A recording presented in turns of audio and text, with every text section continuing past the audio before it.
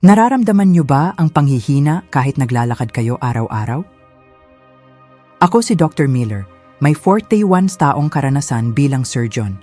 Ang paglalakad lang ay hindi sapat paglampas ng edad 75. Sa videong ito, ituturo ko ang 5 simpleng ehersisyo na magpapanumbalik ng inyong lakas at balanse. Huwag aalis dahil ang pangalawang ehersisyo ang magpapalakas sa inyo ng mabilis. Ehersisyo Famba. Paglalakad na magkadikit ang sakong at daliri. Alam nyo ba na pagdating sa edad na 75, ang inyong katawan ay may isang sistemang unti-unting naglalaho ng hindi nyo namamalayan? Ito ang tinatawag nating GPS ng katawan. Marami sa aking mga pasyente ang nagtataka kung bakit tila mas madalas na silang matisod o kaya ay parang laging lula kahit naglalakad lang sa patag na semento. Ang problema ay hindi lang sa inyong mga binti, kundi sa komunikasyon ng inyong utak at paa. Bilang isang orthopedic surgeon na may 41 taon na karanasan, nakita ko ang agham sa likod nito ng paulit-ulit. Ang tawag naming mga doktor dito ay proprioception. Ito ang kamangha-manghang kakayahan ng inyong katawan na malaman kung nasaan ito sa isang espasyo nang hindi na kailangang tumingin. Isipin nyo na lang. Ito ang dahilan kung bakit kaya nating hawakan ang ating ilong kahit nakapikit o kaya ay maglakad pababa ng hagdan nang hindi tinititigan ang bawat baitang.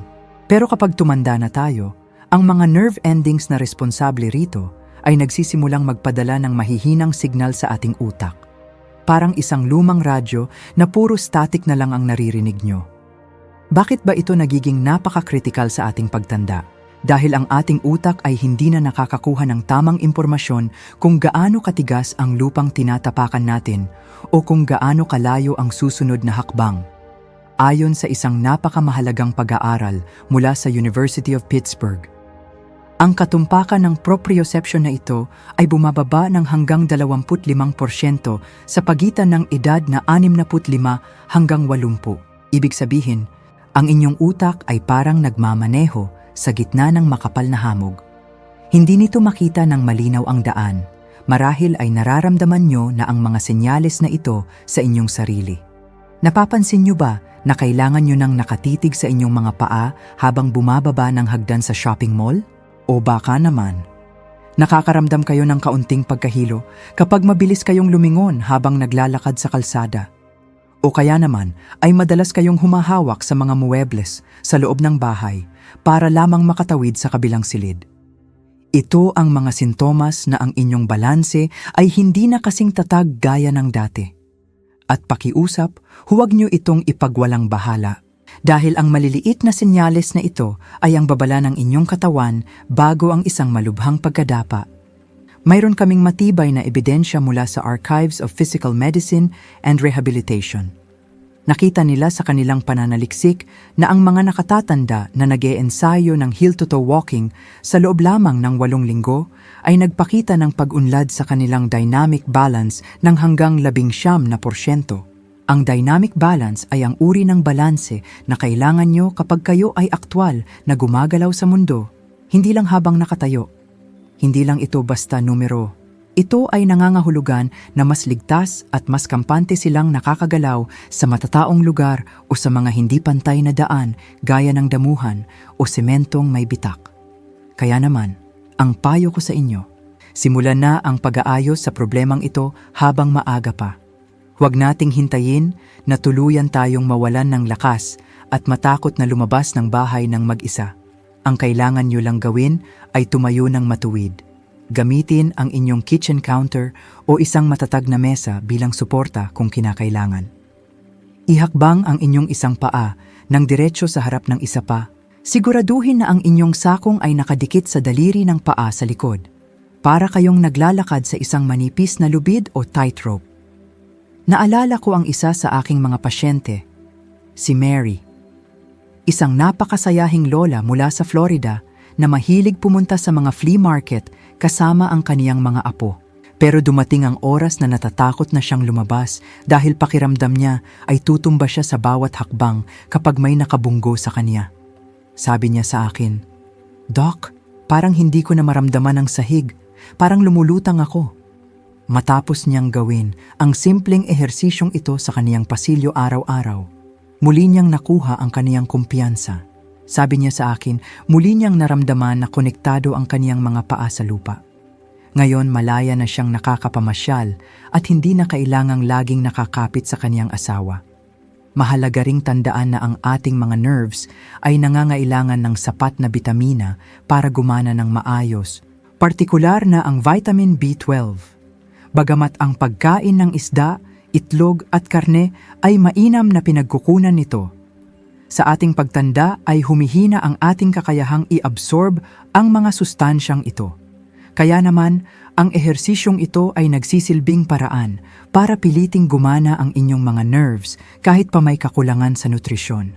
Ang pagkilos ang nagtuturo sa nerves na manatiling gising. Gawin niyo ito ng 20 hakbang sa bawat sesyon, 2 beses sa isang araw. Ang layunin dito ay hindi ang bilis, kundi ang precision at control. Habang nagiging madali ito para sa inyo, mapapansin nyo na ang inyong paglalakad sa labas ay nagiging mas matatag at mas tiyak. Magagawa nyo na ring lumingon sa kaliwa at kanan habang naglalakad ng hindi nawawala sa linya.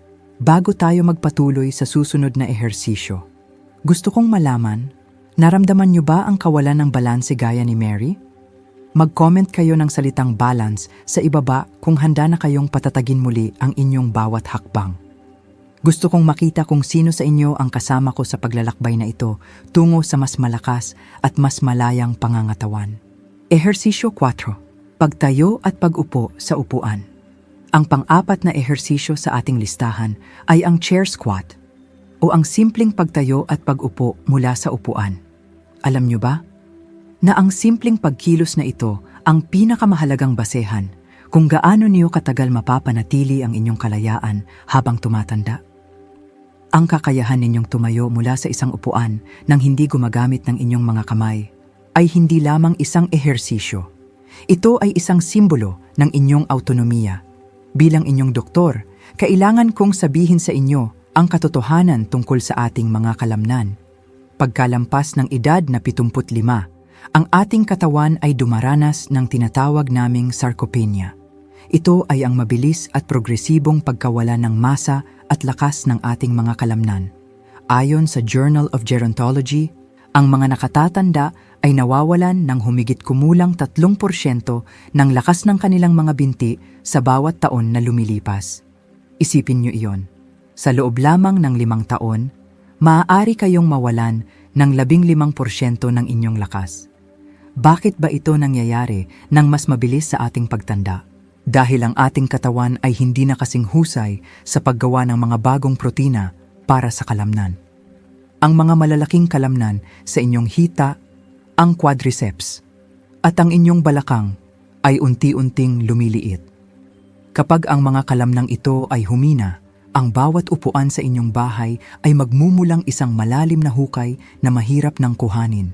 Marahil ay nararamdaman niyo na ito sa inyong pang-araw-araw na buhay. Napapansin niyo ba na mas pinipili niyo na ang mga upuan na may matitigas na sandalan sa braso para may maitulak kayo paitaas? O baka naman, nararamdaman niyo ang bigat sa inyong mga tuhod tuwing tatayo kayo mula sa inyong paboritong sofa? Ito ay mga senyales ng panghihina ng inyong mga binti na hindi dapat baliwalain. Mayroon kaming matibay na basehan mula sa isang sikat na pag-aaral na tinatawag na Sitting Rising Test. Ayon sa European Journal of Preventive Cardiology, ang mga taong nahihirapang tumayo at umupo ng walang tulong ay may mas mataas na panganib sa kalusugan kumpara sa mga madali itong nagagawa. Ngunit may magandang balita. Ang isang pag-aaral mula sa Tufts University ay nagpakita na ang mga nakatatanda na gumagawa ng chair squats 3 beses sa isang linggo ay nagkaroon ng dagdag na 28% sa lakas ng kanilang mga binti sa loob lamang ng 12 linggo. Ehersisyo 3. Pag-ikot ng balakang habang nakatayo. Marami sa atin ang kampante na dahil nakakapaglakad pa tayo sa parke ay ayos na ang lahat. Pero heto ang katotohanan na hindi sasabihin sa inyo ng mga fitness influencers. Ang paglalakad ay isang direksyon lamang, pasulong at paatras. Pero ang mga aksidente at pagkadapa, kadalasan silang nangyayari ng patagilid o lateral. Kung ang inyong mga balakang ay matigas at walang laya sa paggalaw, hindi nyo magagawang iligtas ang inyong sarili kapag kayo ay biglang nawalan ng balanse. Bilang isang orthopedic surgeon, nakikita ko ito sa loob ng aking klinika araw-araw. Ang ating balakang ay pinalilibutan ng maliliit na kalamnan na tinatawag nating stabilizers. Ang mga ito ang nagsisilbing shock absorbers at tagabalanse ng ating buong katawan. Ngunit pagkalampas ng edad na 75, ang ating hip mobility o ang lawak ng paggalaw ng ating balakang ay nababawasan ng hanggang 20%. Ang mga kalamnan na ito ay unti-unting naninigas dahil sa kakulangan ng tamang galaw. Bakit ba ito nagiging malaking panganib sa ating pagtanda? Isipin niyo ang inyong mga kasukasuan na parang isang bisagra ng pinto na kinalawang na dahil hindi na igalaw ng matagal. Sa ating pagtanda, ang ating katawan ay hindi na nakakagawa ng sapat na synovial fluid. Ito ang natural na langis na nagpapadulas sa ating mga joints. Kapag ang inyong balakang ay tuyo at matigas, hindi ito makaka-react ng mabilis sa oras na kailangan nyo ng emergency correction habang naglalakad sa hindi pantay na daan. Nararamdaman nyo ba ang paninigas na ito tuwing gigising kayo sa umaga? O baka nahihirapan na kayong ihakbang ang inyong binti ng malapad para umiwas sa isang puddle o basa sa sahig ng grocery store? Ang pakiramdam na parang nakalock ang inyong balakang ay isang seryosong babala.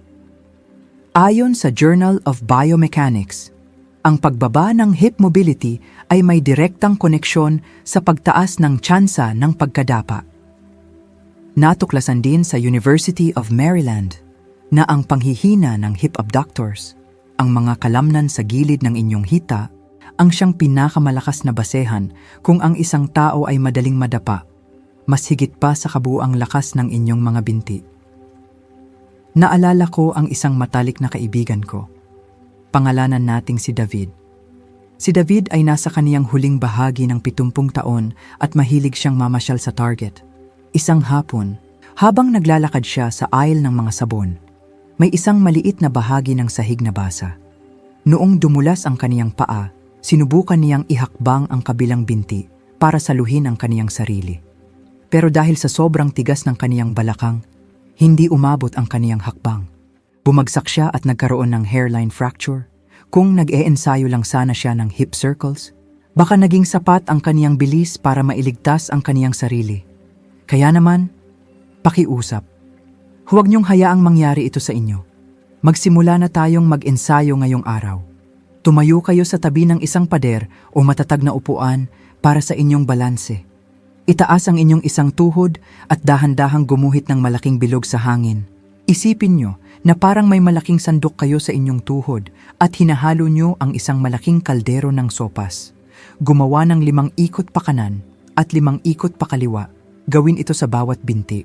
Huwag niyo ring kalilimutan ang papel ng sapat na tubig at tamang nutrisyon. Ang ating mga kasukasuan ay nangangailangan ng tubig para manatiling madulas. Bagamat ang mga pagkaing mayaman sa collagen at omega-3 ay nakakatulong sa ating mga joints, kailangan natin ang ehersisyong ito para itulak ang mga sustansyang iyon patungo sa tamang lugar. Ang hip circles ay ang pinakaligtas na paraan para mapanatili ang langis sa inyong mga kasukasuan nang hindi nyo binibigla ang inyong mga buto. Gawin nyo ito pagkagising sa umaga para gisingin ang inyong mga stabilizers. At muli bago kayo matulog, ang inyong balakang ang susi sa inyong malayang paggalaw ng walang takot. Bago tayo magpatuloy sa pangalawang ehersisyo na siyang pinakamabilis magpalakas ng kalamnan, gusto kong tanungin kayo, kumusta ang inyong pakiramdam sa inyong balakang? Nararamdaman niyo ba ang paninigas sa bawat hakbang?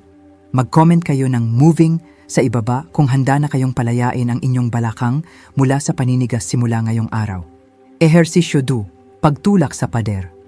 Ang pangalawang ehersisyo sa ating listahan ay ang tinatawag na isometric wall push.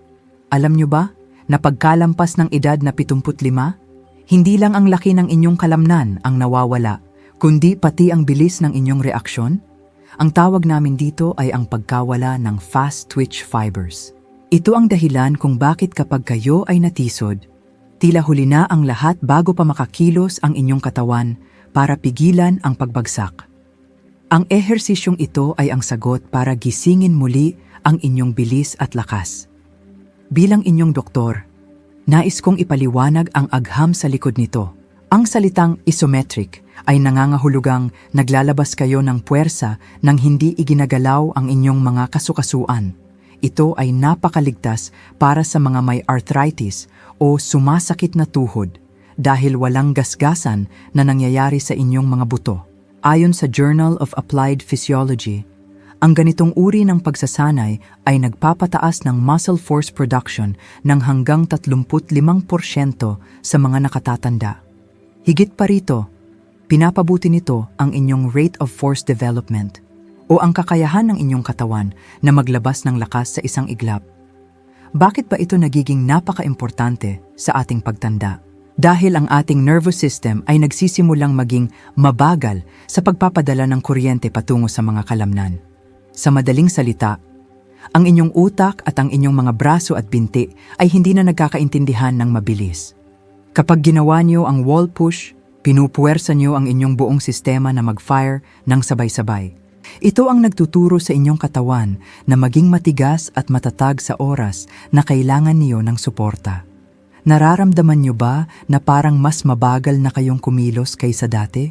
O baka naman, pakiramdam niyo ay nanghihina ang inyong core at mga braso tuwing may kailangan kayong buhatin o itulak na pinto. Ang panghihinang ito ay hindi lang dahil sa katandaan, kundi dahil sa natutulog na mga nerves. Ang mga sintomas na ito ay ang paraan ng inyong katawan para sabihing, kailangan ko ng mas matibay na pundasyon. Mayroon kaming matibay na ebidensya mula sa McMaster University. Natuklasan nila na ang paggawa ng isometric exercises sa loob lamang ng 12 minuto bawat linggo ay nagpapakita ng malaking pag-unlad sa blood pressure, bone density, at kabuuang lakas ng kalamnan. Ibig sabihin, sa loob ng napakaikling oras, nagagawa nyo ng protektahan ang inyong puso at ang inyong mga buto ng sabay-sabay. Kaya naman, pakiusap, itigil nyo na ang paggawa ng mga ehersisyong masyadong mabigat sa inyong mga kasukasuan kung nakakaramdam na kayo ng sakit. Simulan nyo nang gawin ang pagtulak sa pader. Tumayo kayo sa harap ng isang matibay na pader, ilapat ang inyong mga palad na kapantay ng inyong balikat, at itulak ito ng buong lakas na parang gusto nyong ilipat ang buong bahay. Siguraduhin na ang inyong katawan ay diretso mula ulo hanggang sakong. Gawin ito sa loob ng 10 hanggang 15 segundo habang humihinga ng malalim. Huwag din nating kalilimutan ang papel ng nutrisyon, partikular na ang magnesium at potassium. Ang mga mineral na ito ay parang langis sa inyong electrical system para maging maayos ang pag-contract ng inyong mga kalamnan. Bagamat ang pagkain ng saging o avocado ay mainam, kailangan nyo ang isometric tension na ito para masiguradong ang inyong mga kalamnan ay handang rumesponde sa anumang oras. Naalala ko ang mga martial arts masters sa Japan na nakasama ko sa pananaliksik. Kahit marami sa kanila ay lampas na sa edad na 80, napakatigas at napakatibay ng kanilang pangangatawan. Hindi sila nagbubuhat ng mabibigat na taas sa gym. Sa halip, gumagamit sila ng isometric tension gaya ng pagtulak sa pader para panatilihing gising ang kanilang lakas. Sabi ng isang master doon, ang lakas ay hindi lang sa laki, kundi sa kung gaano kabilis sumunod ang katawan sa isip. Subukan nyo itong gawin 3 hanggang 5 beses bawat araw. Napakadali nitong isingit sa inyong routine habang naghihintay na maluto ang inyong pagkain o bago kayo maligo. Bago tayo pumunta sa ating number 1 exercise, ang pinaka-importante sa lahat. Gusto kong marinig mula sa inyo.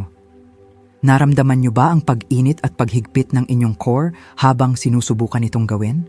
Mag-comment kayo ng wow sa ibaba kung naramdaman nyo ang biglaang paggising ng inyong lakas. Gusto kong malaman kung handa na kayong harapin ang bawat araw ng may mas matibay na pundasyon. Ngayon, narito na tayo sa ehersisyong itinuturing naming secret weapon sa larangan ng orthopedic surgery. Ehersisyo 1, pagtayo sa isang binti. Ito ang sikretong hindi nyo maririnig sa mga mamahaling gym o sa mga makabagong fitness apps. Pero para sa aming mga orthopedic surgeons, Ito ang pinakamahalagang sukatan kung ang isang tao ay mabubuhay ng matagal at may kalayaan, o kung siya ay magiging bilanggo ng kaniyang sariling panghihina.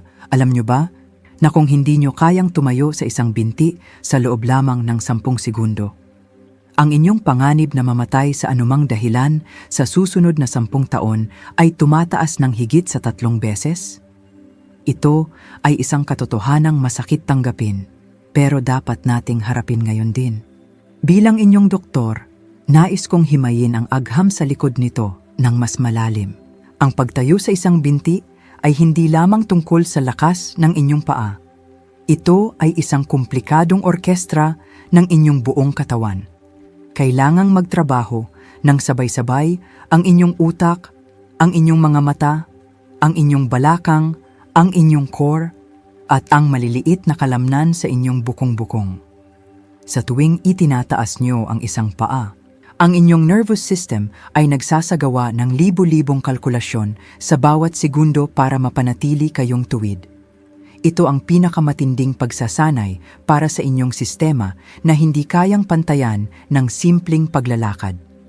Bakit ba ito ang nagiging lihim na susi sa ating pagtanda? Dahil ang paglalakad, sa madaling salita, ay isang serye lamang ng mabilis na pagtayo sa isang binti. Sa bawat hakbang nyo, may isang bahagi ng segundo na ang buong bigat ng inyong katawan ay nasa iisang paa lamang habang ang isa ay humahakbang pasulong. Kung mahina ang inyong balanse sa isang binti, ang bawat hakbang niyo sa parke o sa loob ng bahay ay nagiging isang mapanganib na laro ng tsansa. Ang ating vestibular system sa loob ng ating tainga na siyang tagapamahala ng ating balanse ay unti-unti ring nagiging mangalawang sa ating pagtanda. Ang ehersisyong ito ang nagpapakinis muli sa sistemang iyon. Nararamdaman niyo ba ang takot tuwing kailangan niyo munang humawak sa pader bago isuot ang inyong pantalon? O baka naman, napapansin niyo na mas gusto niyo nang nakaupo tuwing magsusuot ng medyas dahil pakiramdam niyo ay tutumba kayo? Ang mga ito ay hindi lang part of getting old. Ang mga ito ay malinaw na senyales na ang inyong neural pathways ay napuputol na. Ang seryosong panghihinang ito ay ang dahilan kung bakit maraming seniors ang natatakot nang lumabas kapag madilim o kapag medyo madulas ang daan. Ang takot na ito ang unti-unting pumapatay sa inyong social life at kaligayahan. Mayroon kaming napakabigat na ebidensya mula sa British Journal of Sports Medicine. Sa loob ng 10 taon, sinubaybayan nila ang mahigit 1,500 nakatatanda. Ang resulta ay nakakagulat. Ang mga hindi nakapasa sa 10 segundong pagtayo sa isang binti ay may 3 beses na mas mataas na panganib ng malubhang pagkadapa na nauuwi sa pagkaospital. Sa kabilang banda, isang pag-aaral mula sa Germany ang nagpatunay na ang simpleng pagsasanay sa pagtayo sa isang binti ay nakakabawas ng fall risk ng hanggang 43%. Walang gamot, walang operasyon, at walang bitamina ang makakapantay sa proteksyong ibinibigay nito. Kaya naman, pakiusap, huwag nyo nang ipagpaliban ang pagkilos na ito. Magsimula na kayo ngayon din. Huwag kayong mag-alala. Hindi nyo kailangan ng espesyal na kagamitan. Ang pinakamagandang oras para gawin ito ay habang naghihintay kayong maluto ang inyong kape sa umaga o habang nagsisipilyo kayo ng inyong ngipin. Tumayo kayo malapit sa inyong kitchen counter o lababo para may mahawakan kayo kung sakaling mawalan kayo ng balanse. Itaas ang isang paa ng kahit 2 pulgada lang mula sa sahig. Subukang manatili sa posisyong ito sa loob ng 30 segundo bawat binti. Huwag nyo nang hintayin na kailanganin nyo pang gumamit ng tungkod o walker. Itapon nyo ang kaisipan na ang paglalakad lang ay sapat na. Ang paglalakad ay ehersisyo para sa puso, pero ang pagtayo sa isang binti ay ehersisyo para sa inyong kaligtasan at buhay. Mahalaga ring banggitin ang papel ng inyong pagkain. Para maging matatag ang inyong pagtayo, naalala ko ang isang pasyente ko, si John, isang matapang na Kuhn veteran. Noong una kaming magkita, si John ay laging may dalang cane o tungkod dahil sa takot niyang matumba matapos siyang madapa sa isang parke. Sabi niya sa akin, "Doc, Parang nawalan na ako ng tiwala sa aking sariling mga paa. Sinabihan ko siya na itabi muna ang kaniyang tungkod sa loob ng bahay at simulan ng pagtayo sa isang binti habang nagtitimpla siya ng kaniyang paboritong kape tuwing umaga. Sa simula, hindi man lang niya kaya ng 5 segundo nang hindi humahawak, pero hindi siya sumuko. Pagkalipas ng 3 buwan, bumalik si John sa aking klinika. Nakangiti siya at wala na ang kaniyang tungkod. Sabi niya, "Doc, nakakapaglakad na ako sa parke kasama ang aking apo nang hindi na tinitingnan ang bawat hakbang ko." Ang simpleng ehersisyong ito ang nagbalik sa kanya ng buhay na akala niya ay nawala na ng tuluyan. Gawin niyo ito ng 3 beses sa isang araw. Gawin itong isang ritual. Gawin itong isang panata sa inyong sarili. Ang bawat segundo na nananatili kayong nakatayo sa isang binti ay isang segundong idinaragdag niyo sa inyong kalayaan at sa mga panahong kasama niyo ang inyong mga mahal sa buhay. Ngayong natapos na natin ang 5 pinakamahalagang ehersisyo, gusto kong marinig ang inyong boses. Alin sa mga ito ang gagawin niyo bukas ng umaga? Ang pagtulak ba sa pader? O ang pagtayo sa isang binti habang nagkakape? Mag-comment kayo sa ibaba ng inyong sagot. Ang inyong komento ay hindi lang para sa akin, kundi para bigyang inspirasyon ang iba pang mga kasama natin na baka natatakot din. Tandaan nyo, hindi kayo nag-iisa sa laban na ito. Narito ako para gabayan kayo. Maraming salamat sa panonood. Sana'y nakatulong ang mga ehersisyong ito sa inyong kalusugan. Huwag kalimutang i-comment ang inyong pangako para sa linggong ito. I-like at mag-subscribe para sumali sa ating komunidad. Ako si Dr. Miller, alagaan ang inyong katawan dahil ito lang ang tanging tahanan niyo. Hanggang sa muli.